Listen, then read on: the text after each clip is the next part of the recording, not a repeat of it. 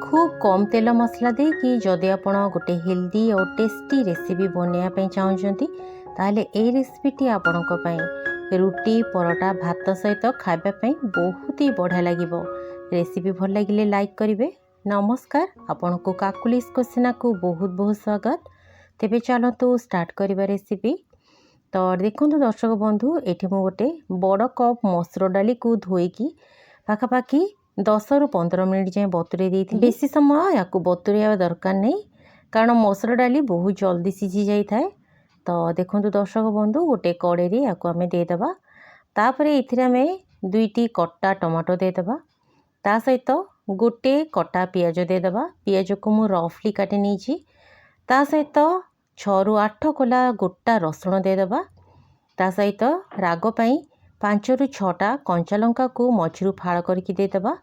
आउ ता सहित दुईटा आलू को मध्य लंबा लंबा स्लाइस रे काटिकी देदेबा। ये देखंतु डाली रे आमे स्वाद अनुसार लंका गुंड, अध चम्मच हल्दी पाउडर आउ स्वाद अनुसार एथिरे लूण देदेबा।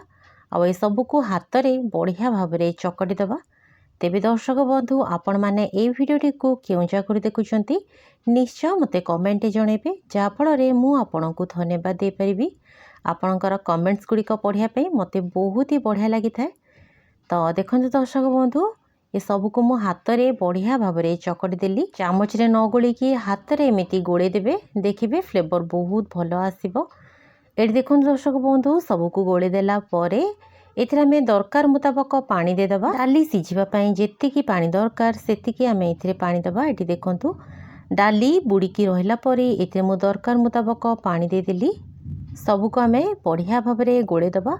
आउ यार लीड टी को कवर करके गैस रे बसई देबा। डाली सिझिबा पर्यंत आपण याकू गैस रे बढ़िया भाव रे बसई देबे। गैस रो फ्लेम को एटी देखंतु मु लो करके बसई देइथिली। पाखापाखि 15 मिनिट परे आमे कवर खोलिबा। एटी देखंतु दर्शक बंधु, डाली बढ़िया भाव रे सिझी जाइछि। एटी मसूर डाली को पूरा फिटे देबेनी, एमिति हल्का टिके गोटालिया रखिबे, ताले खाइबा पई टेस्ट बहुत भलो लागिबो। एटी देखंतु डाली आलू सबू बढ़िया भाव रे सिझी गला। तो एबे आमे याकू कवर करदबा आ याकू साइड रे रखिदबा। तो देखो दर्शक बंधु, याकू मु साइड रे रखिदेली। एबे गैस उपरे आ गोटे कड़े बसेबा। एटी देखंतु गैस रे मु आ गोटे कड़े बसैछि। कड़े रे दरकार मुताबक आमे तेल देदबा। ता सहित एथिरे बढ़िया फ्लेवर आनिया पई गोटे चम्मच कला जीरा पकेबा। कला जीरार फ्लेवर बहुत ही बढ़िया आसी थाए। तो देखंतु ता सहित किछि सुखिला लंका आ गोटे कटा पियाज पकेबा। तेबे दर्शक बंधु, जदि आपण मो चैनल ले नुआ अछंती आ ए पर्यंत चैनल टी को सब्सक्राइब करि नाहंती ताले प्लीज चैनल टी को सब्सक्राइब करबा सहित पाखरे थिबा बेल बटन टी को प्रेस करिवे, जा फल रे मु जहाँ भी वीडियो अपलोड करिवि तार नोटिफिकेशन आपण सर्व प्रथमे पाइबे। तो देखंतु पियाज हल्का भाव रे टिके भाजी गला परे एथिरे में कटा झुडंग पकेबा। एठी मु गोटे बिड़ा फ्रेश झुडंग नेछि। झुडंग देला परे एथिरे स्वाद अनुसार लूण आउ अध चम्मच हल्दी पाउडर पकेबा। तो देखंतु सब को मु बढ़िया भाव रे मिक्स कर देली।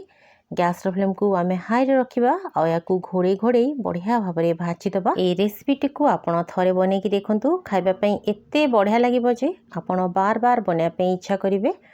तो देखंतु दर्शक बंधु, मझिरे मु कवर खोलिकी याकू घांटी देइथिली।